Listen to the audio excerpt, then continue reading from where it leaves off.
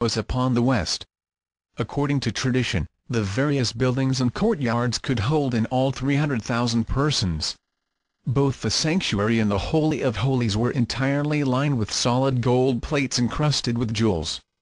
King Solomon began the building of the temple in the 4th year of his reign on what would be, according to modern calculation, the 21st day of April, and finished it in the 11th year of his reign on the 23rd day of October. The temple was begun in the 480th year after the children of Israel had passed the Red Sea. Part of the labor of construction included the building of an artificial foundation on the brow of Mount Moriah. The stones for the temple were hoisted from quarries directly beneath Mount Moriah and were trued before being brought to the surface.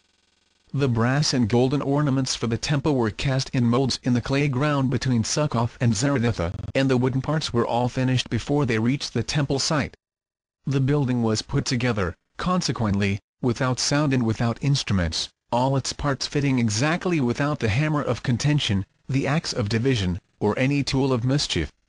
Anderson's much-discussed Constitutions of the Freemasons, published in London in 1723, and reprinted by Benjamin Franklin in Philadelphia in 1734, thus describes the division of the laborers engaged in the building of the everlasting house. But Dagon's temple, and the finest structures of Tyre and Sidon, could not be compared with the eternal God's temple at Jerusalem. There were employed about it no less than 3,600 princes, or master masons, to conduct the work according to Solomon's directions, with 80,000 hewers of stone in the mountain, or fellow craftsmen, and 70,000 laborers, in all 153,600 besides the levy under Adoniram to work in the mountains of Lebanon by turns with the Sidonians, viz., 30,000, being in all 183,600.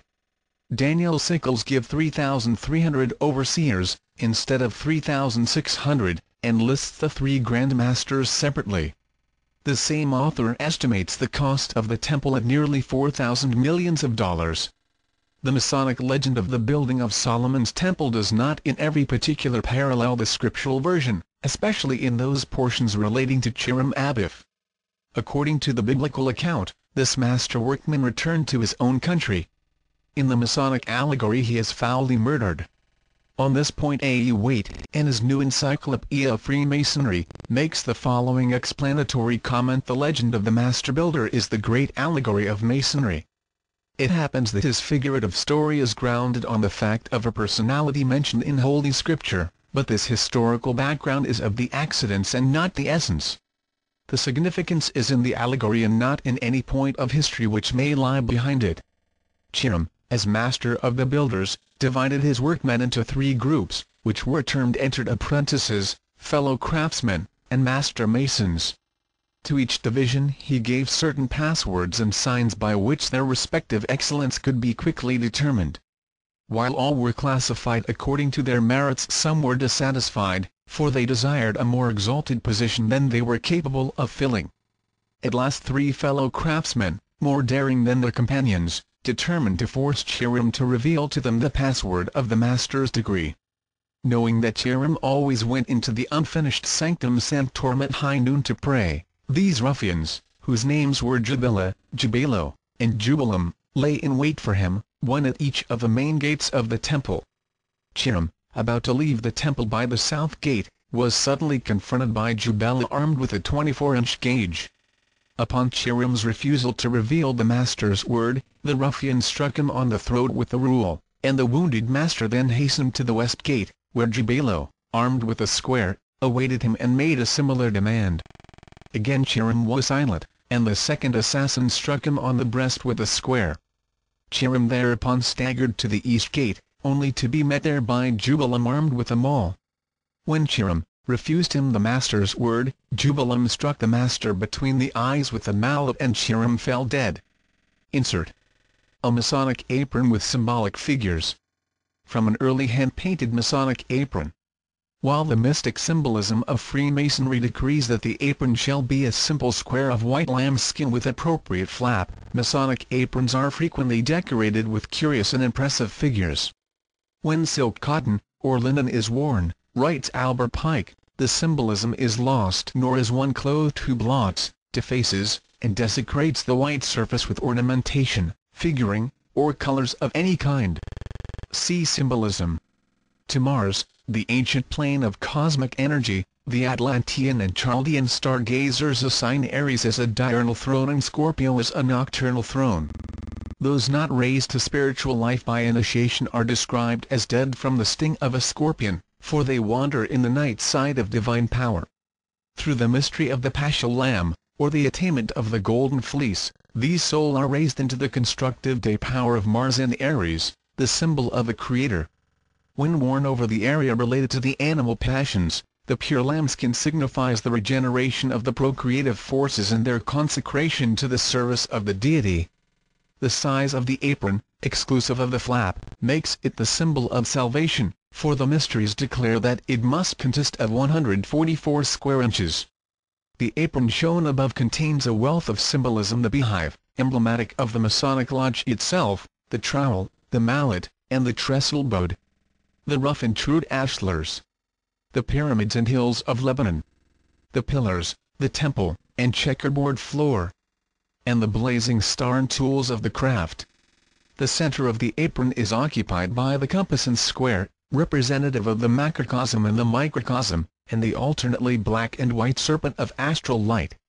Below is an acacia branch with 7 sprigs, signifying the life centers of the superior and the inferior man. The skull and crossbones are a continual reminder that the spiritual nature attains liberation only after the philosophical death of man's sensuous personality. Continued. The body of Chiram was buried by the murderers over the brow of Mount Moriah and a sprig of acacia placed upon the grave. The murderers then sought to escape punishment for their crime by embarking for Ethiopia, but the port was closed. All 3 were finally captured, and after admitting their guilt were duly executed. Parties of 3 were then sent out by King Solomon, and one of these groups discovered the newly made grave marked by the evergreen sprig. After the entered apprentices and the fellow craftsmen had failed to resurrect their master from the dead, he was finally raised by the master mason with the strong grip of a lion's paw. To the initiated builder the name Chiram Abif signifies my father, the universal spirit, 1 in essence, 3 in aspect. Thus the murdered master is a type of the cosmic martyr, the crucified spirit of good, the dying God, whose mystery is celebrated throughout the world. Among the manuscripts of Dr. Sigismund Bastrom, the initiated Rosicrucian, appears the following extract from von Welling concerning the true philosophic nature of the Masonic Chiram. The original word, Chiram, is a radical word consisting of 3 consonants, and I, E, Cheth, Resh and Mem. 1 Cheth signifies Shama, the sun's light, I, E, the universal, invisible, cold fire of nature attracted by the sun, manifested into light and sent down to us and to every planetary body belonging to the solar system. 2. Resh signifies Ruach, I, E, spirit, air, wind, as being the vehicle which conveys and collects the light into numberless foci, wherein the solar rays of light are agitated by a circular motion and manifested in heat and burning fire. 3. Or Mem signifies Majum, water, humidity, but rather the mother of water, I, E, radical humidity or a particular kind of condensed air. These 3 constitute the universal agent or fire of nature in one word. Chiram, not Hiram. Albert Pike mentions several forms of the name Chiram: Kurm, Kurm, and Kuram, the latter ending in the sacred Hindu monosyllable Om, which may also be extracted from the names of the 3 murderers. Pike further relates the 3 ruffians to a triad of stars in the constellation of Libra and also calls attention to the fact that the Chaldean god Bao, metamorphosed into a demon by the Jews, appears in the name of each of the murderers, Jabila, Jabalo, and Jubilam. To interpret the Hiranic legend requires familiarity with both the Pythagorean and Kabbalistic systems of numbers and letters, and also the philosophic and astronomic cycles of the Egyptians, Chaldeans, and Brahmins. For example, consider the number 33. The first Temple of Solomon stood for 33 years in its pristine splendor. At the end of that time it was pillaged by the Egyptian king Shishak, and finally 588 BC. it was completely destroyed by Nebuchadnezzar and the people of Jerusalem were led into captivity to Babylon. See General History.